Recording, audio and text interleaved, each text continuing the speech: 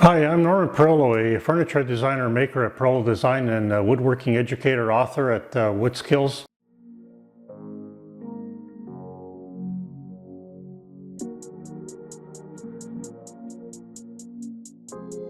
Hi, today I'd like to, I brought a good friend of mine, Carmine Verrelli. He's a fellow woodworker, and he's also pivoted to furniture repair and upholstery making. And I brought him in just to provide different aspects of the woodworking field and how you could either create furniture, fix furniture, upholster furniture, and all the different experiences we've had. And I'll ask him about his journey and his challenges and all that. So we'll get into it. So hi, Carmine. Hey, Norm. Thanks for inviting me to your workshop. Yeah. Your little atelier here, and not like you haven't been here before. No. So we'll start with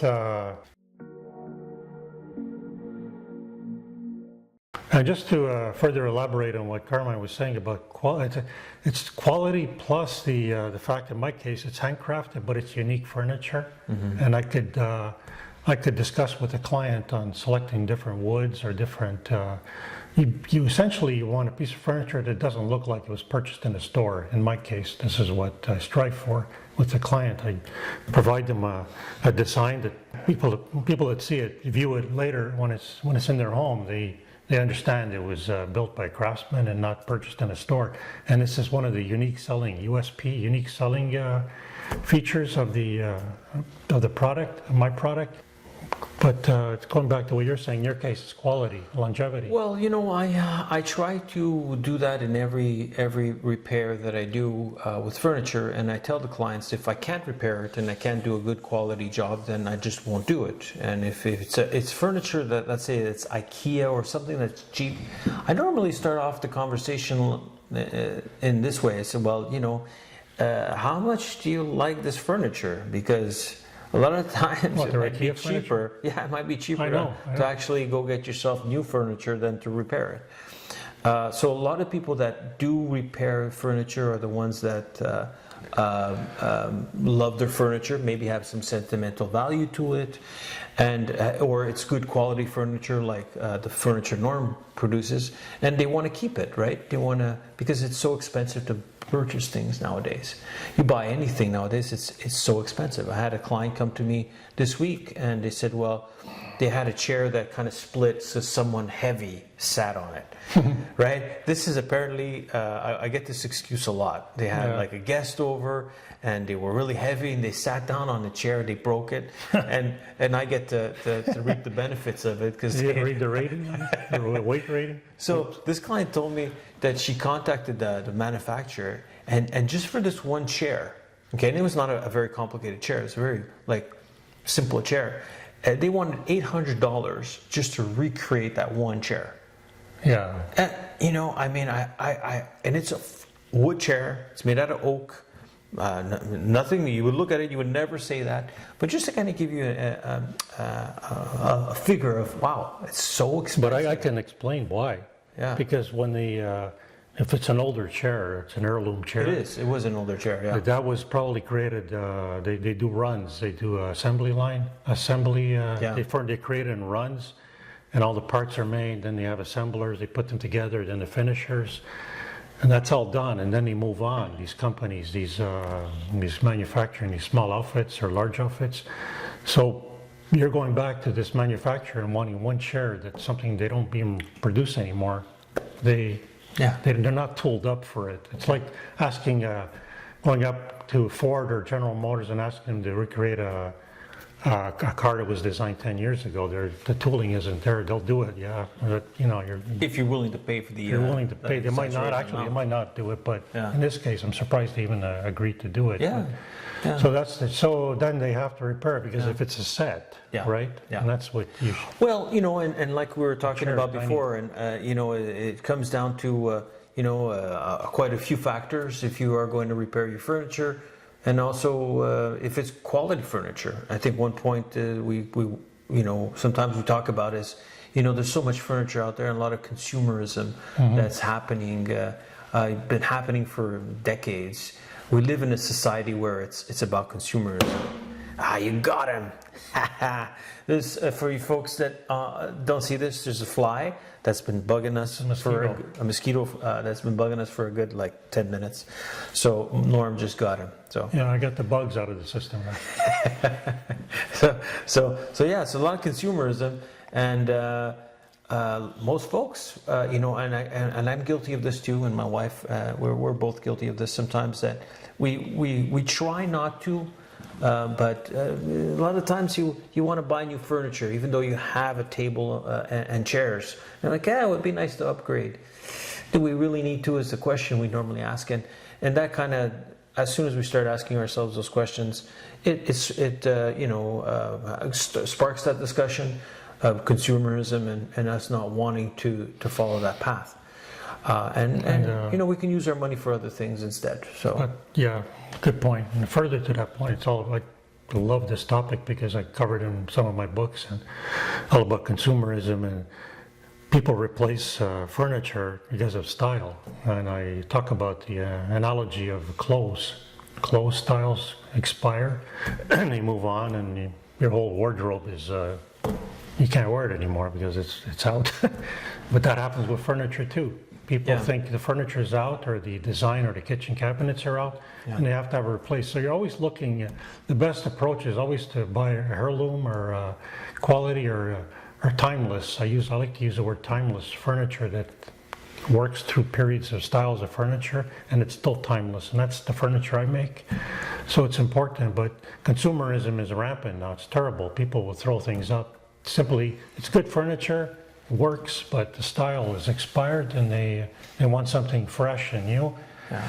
Kiss, right? Keep it simple, right? Keep it simple.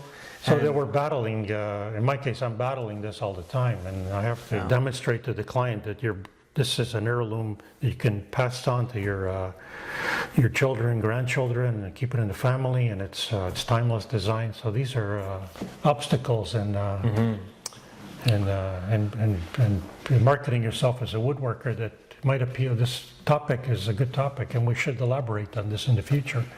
Sure, it's a good topic to talk about. Yeah. I mean, it brings to mind something that my wife and I have a discussion about. Is she wants me to wear colors all the time, like clothes with colors, and I'm a type of guy that. I like colors, but I don't like these designs. As long as it's black and white. Yeah, it could be gray. I like gray too.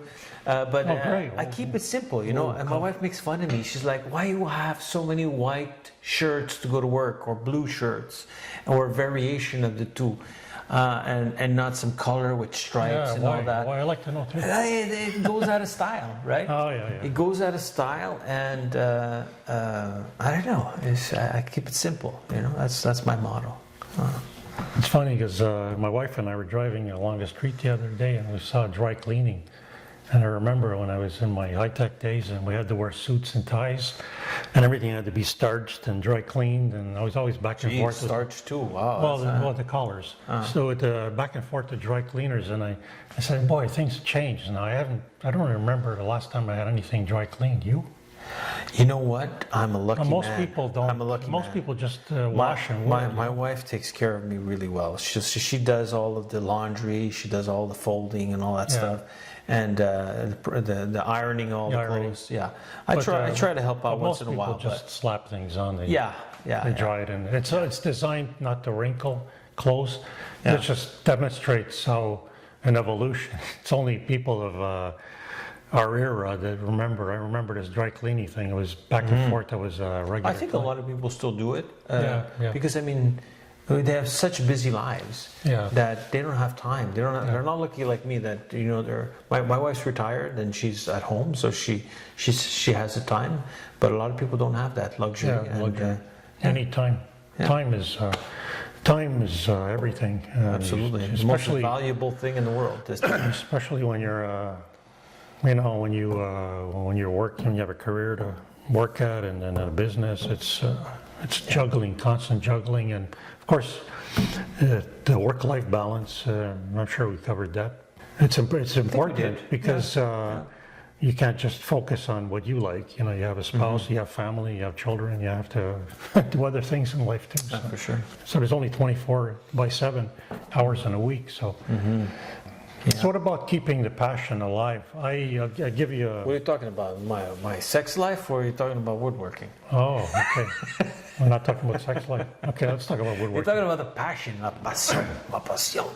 Keeping the woodworking passion alive. I'll give you an example. Sometimes I'll spend so much time in the shop, days and days on projects, or in my case, I develop courses. If people aren't aware.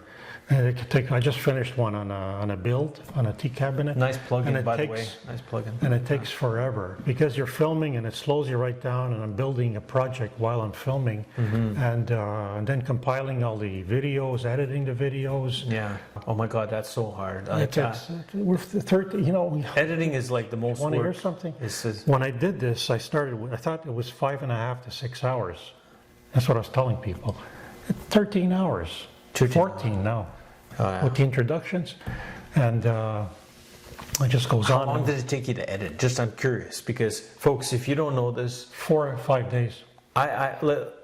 So 4 or 5 days for editing. So that's not creating the course.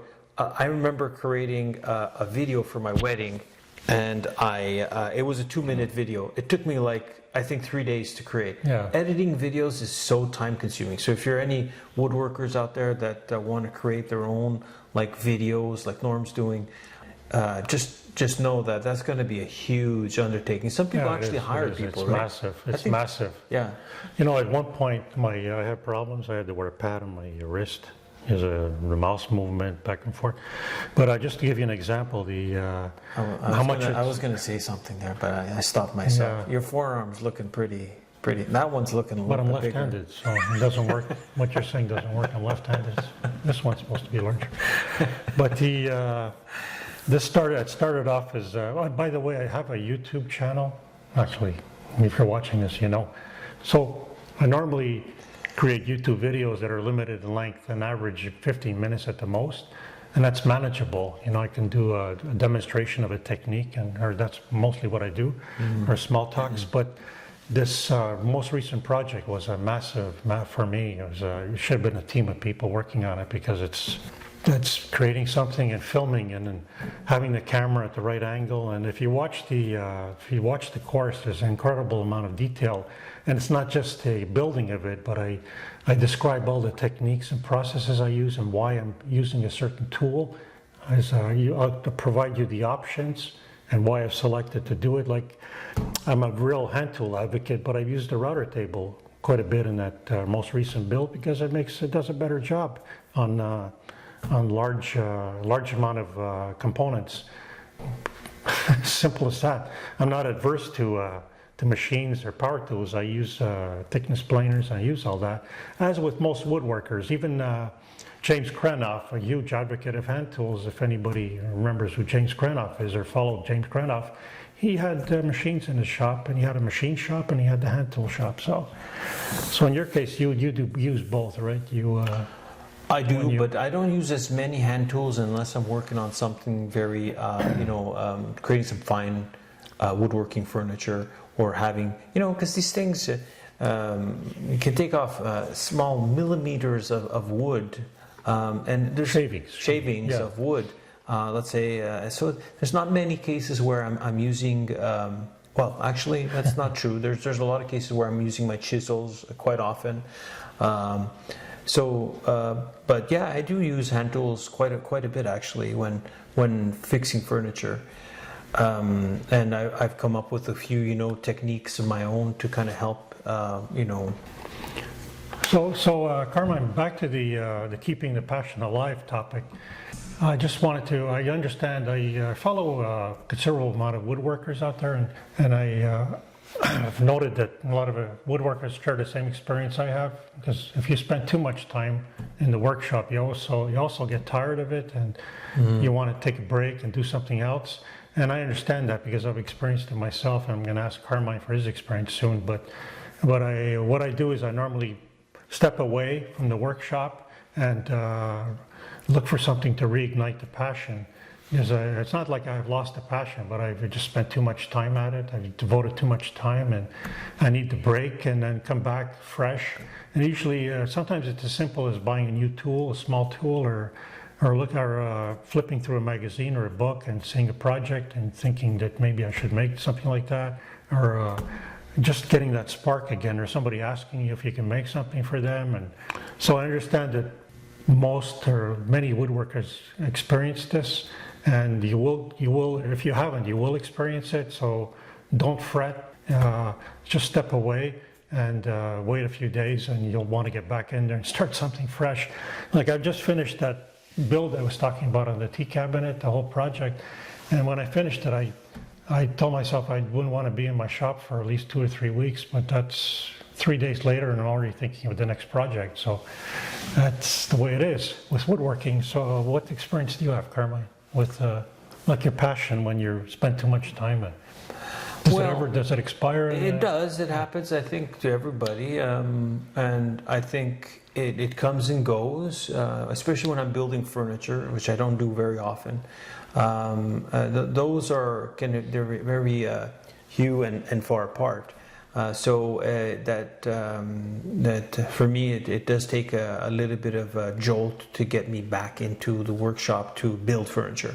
I'm in the workshop almost every week, guaranteed, working on furniture to repair it, but not necessarily to create furniture.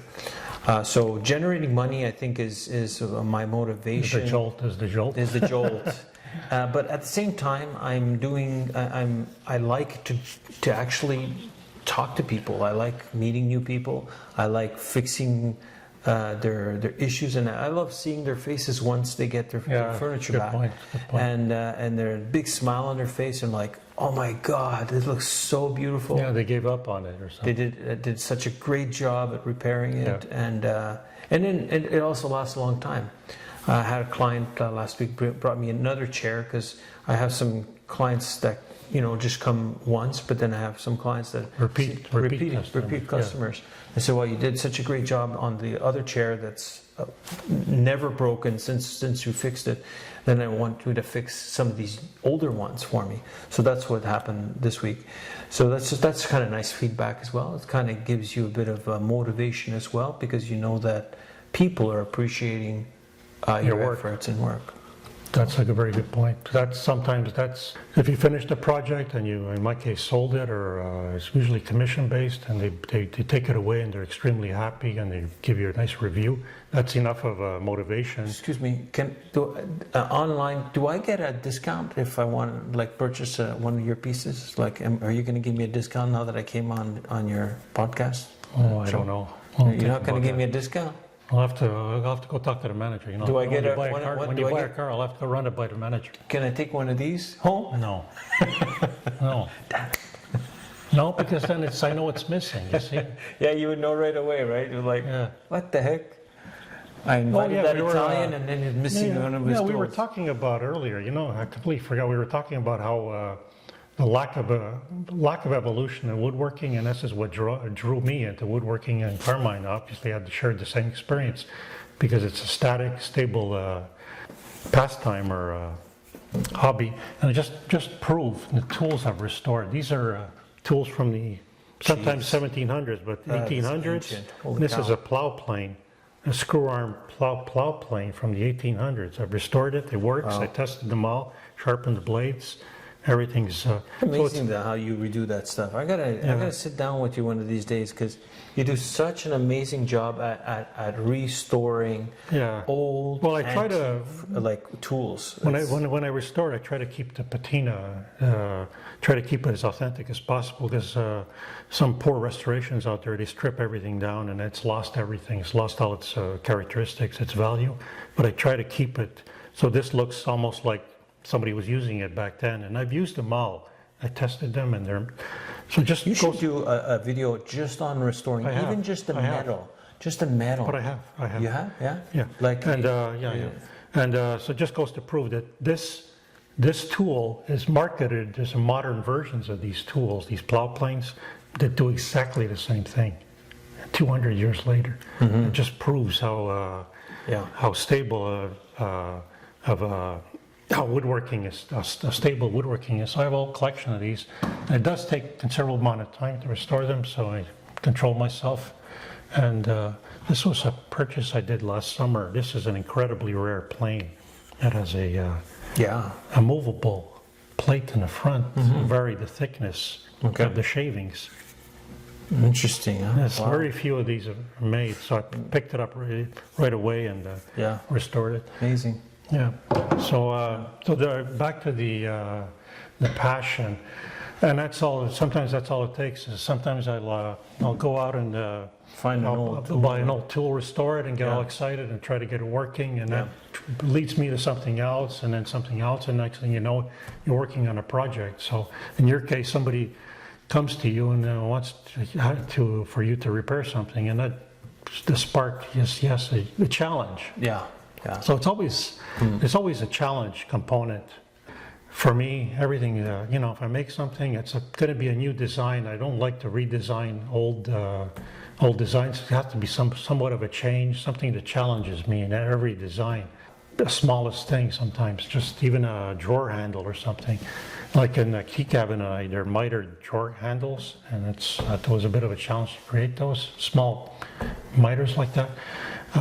So what challenges you with the fact that they've given up on the furniture and I think challenges that I might face are things that I haven't done before, right? I think those are always challenging for anybody.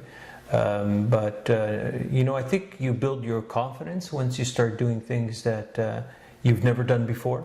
And then you know that if some client comes in with a piece of furniture that you've never had experience with, a good example of that is wicker. I don't know if anyone that's listening to this has ever repaired a wicker chair. I haven't. So there's two types of wicker chairs you can repair. There's a hand woven, or there's the ones you actually just apply a sheet. That's actually popular now. Yeah. So applying a sheet to an actual piece of furniture is super easy. Anyone can do it, really, if you just have the wickers. It's got a woven wicker sheets, right? You got sheets of wicker, so you can put it on the seat or on the backing if the chair has a backing, and there's a spline that goes around it. But then there's the hand woven ones. So those are things I've never done before in my life. But with a bit of research, reading up on how to do something and challenging myself to do it, I was able to learn how to hand weave an actual seat, which out of cane. What about all the time? Because if you're extremely amount of logic. But if you're dealing with a client, do they understand that this is going to take hours? So this is where it comes back to what we talked about before, which is learning and providing the client with all the information. So now I know when a client comes with me to one of these chairs, I say, well, it's a minimum of like 11 to 12 hours to redo a hand woven seat. And that's an enormous amount of work. Mind-boggling. Yeah. But good point. And I also, what I like to tell people, I never tell a client this, but sometimes they'll come to you and they want you commissioned for me to build a piece of furniture, something I've never even done before, some style, or not a style, but design. And I take that on as a challenge, but I use that commission, in my case, to learn the techniques so I can apply them to the next one. But you don't tell the client that. You never tell the client you're using that commission. They probably understand. Because sometimes you'll be honest with them and say, I've never actually done this, but I'm willing to challenge. And if you don't like the end result, you don't have to purchase it. That's what I say. Yeah, they usually do. That's actually what I did for a couple of first clients that had hand-woven seats that I had to create. I told them exactly that. I said, I'll try, but no charge to you whatsoever. Yeah. And if I'm successful, then you pay me this amount. But if I'm not successful, you don't pay anything.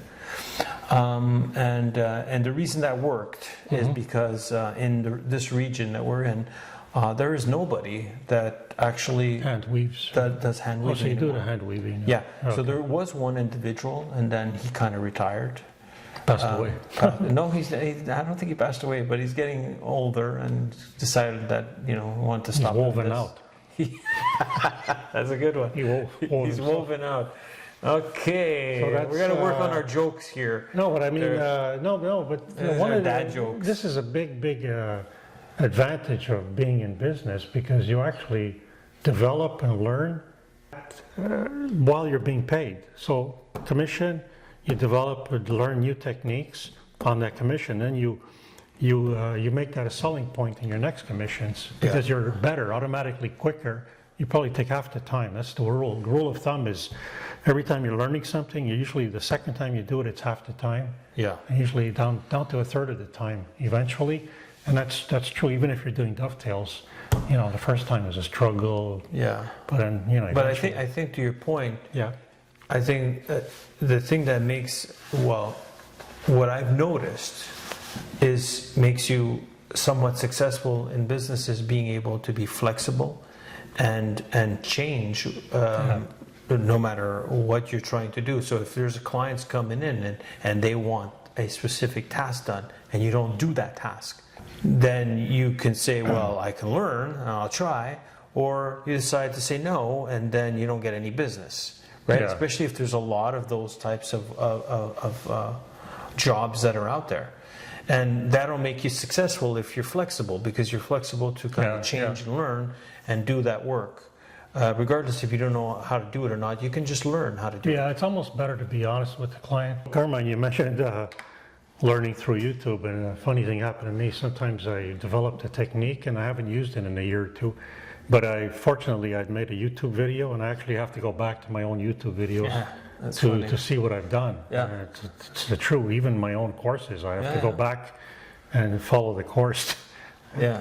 My wife laughs, but I'm watching my own course to remember how to do something. Because we do so many things. We do, or diverse things, yeah. Yeah, and you don't do them all the time. You don't do them all the time. So these are one-offs that happen once in a while, and You're not doing everything. In my case, every commission doesn't mean I'm using everything I've ever learned. First of all, I'm challenging myself with a new technique. Okay, so in your case too, every piece of furniture you get to repair, it's different, guaranteed. Yeah. And not every chair is the same as the last chair. Everything is essentially the elements, but the way they're put together. But what else do you repair? Chairs or Oh, geez, I tables? do a wide range of things. Yeah, I repair any furniture that is broken in some shape or form. Spindles that that get broken. Tables. Spindles. What's that? Seat back spindles. Yeah, It's all that can stress, happen. say people leaning back on the chair. It can happen, but there's so many, But Carmine didn't tell you that he repairs most of his own work, though. People returning them. So he's busy. Actually, he's still repairing the first one he made. Norman Pirollo's designs very often. Actually, that Really? happened. Nice. He doesn't even want to contact me. He repairs it. That's fine. Yeah. So there's so many different aspects. So even if you want to, for the viewers out there, if you want to go into business, you don't have to actually make furniture. You can repair furniture, upholster furniture. Make different sizes of furniture, scale. I made jewelry boxes when I started. I'm making smaller work now, but then I progressed to larger work. But then I find it takes too much time for me to make larger work. I get more satisfaction with smaller work back. So it's a full circle. I've gone full circle. It's quite interesting, actually. Yeah, to each his own, I think. But I'm impressed that you've taken on the furniture repair. I never thought. I never people thought are of it either, interested to in be honest with you. I never really thought about it. I just, I put a couple of ads out there, Kijiji and stuff like that. To start. I said, let me see if there's any interest here, if there's any fish out there that's going to bite. I have no idea. And I started getting, calls once a week. Yeah. And this was just by putting out some social media stuff, And then like what? Social media what? Well, Facebook, stuff that's free, that doesn't cost much, and it's, Kijiji, little ads out there in the general area that I live in. And start locally. Yeah. That's right. And so that's how it all kind of sparked. That's how I started too, locally. Yeah. All my commissions were local, but then I teach now and I do courses, but I'm more in national U.S. global scale. Mr. Big Shot. No, you no, guys, it's just the way it is because I know. it's all electronic now. Yeah. It's all electronic. Yeah. So, but I think it's important to kind of test the waters out, right? Especially if you don't know if there's a demand for it. The other thing about that, elaborating on that a little bit further, if you're interested in this, go to local craft shows, and you'll guaranteed to find woodworkers out there marketing things that actually determine what sells, what doesn't sell, what products, who makes a better product. And look, that's what I did. I joined guilds in Ottawa. Gloucester Craftsmen's Guild was the first one I joined, and we had shows, and there were people there much more experienced than I had 30 years ago marketing what I was marketing, and wow, much better work. And I admitted that at the time, but I learned from them. So it's good to see what's out there, where the market is.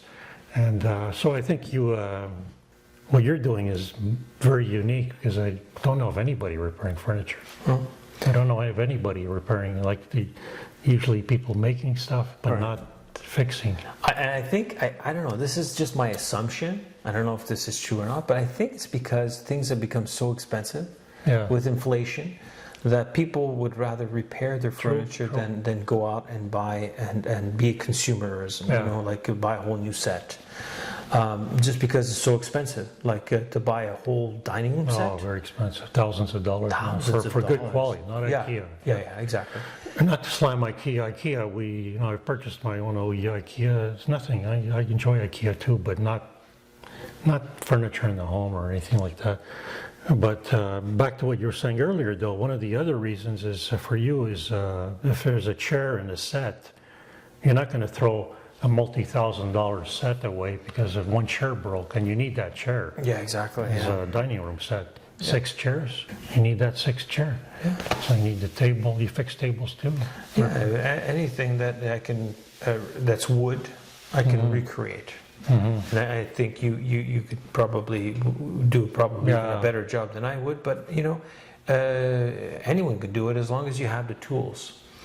Without the tools, there's not much you can do. Well, you need to understand what you're doing. Yeah, you need the tools. I mean, because I've run into people that have actually said they've seen my outfit here, and they say, "Oh well, no wonder you do good work. Look at the tools you have."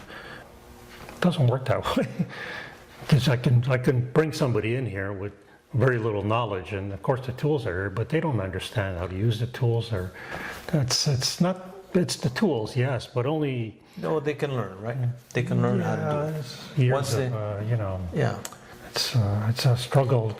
Some people get it, some people don't. Basically, about the time investment in building or repairing furniture. Some people just, you can do that in one evening. So you really have to itemize everything in detail what you're doing. They go back and they seriously think about it. Or you want to get this repaired, right? Has that happened to you? Oh yeah, I have clients that tell me, "Oh, that's too expensive." I said, "Okay, well, that's fine." They come back after. They come back and they pick up their furniture. No, they come back and have you fix it. No, they don't. Did that ever happen? I can't remember. I think it may have happened once. That someone said I was too expensive. And then they try to bargain with me, and that's something I really dislike. Yeah, no. It's a turn off. I think I may have mentioned it, that I tell them if it's going to be cheaper, I'll charge them less. So let's say if it's something I think is going to take me 3 hours to do, but I only spend like 20 minutes on it. Yeah. Then I feel bad charging them for 3 hours of work. That's a good point. So I charge them a lot less. Very good point. But I charge them a reasonable amount. I don't overcharge them. So if they tell me it's too expensive, okay, well, I'm sorry. So you charge like an hourly rate? Yeah, I put like an hourly rate, and you don't have to tell us what it is. I put everything separate. Itemize everything. Yeah, itemize. So it's very clear that he's making this amount for his labor.